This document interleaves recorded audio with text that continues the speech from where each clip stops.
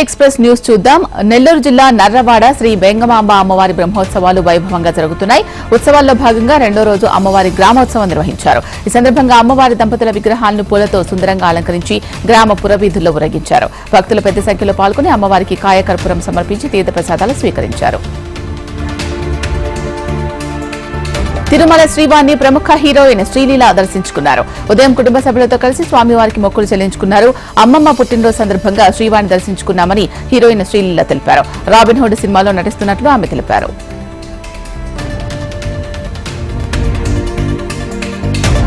అప్పటి జగన్ ప్రభుత్వం అసాధారణ రీతిలో 986 మంది సిబ్బందితో భద్రత కల్పించడం సమంజసం కాదన్నారు కాంగ్రెస్ సీనియర్ నాయకుడు తులసిరెడ్డి. గత 5 సంవత్సరాలలో జగన్ భద్రతా సిబ్బంది మీద ప్రభుత్వం 296 కోట్ల ప్రజాధనాన్ని ఖర్చు చేయడం గమనించాల్సిన విషయం అన్నారు. ప్రస్తుతం జగన్ ఒక ఎమ్మెల్యే మాత్రమే. అందరి ఎమ్మెల్యేలకు కల్పించట్లే జగన్ కు కూడా భద్రత కల్పించాలి తప్ప అసాధారణ భద్రత భావ్యం కాదు అన్నారు.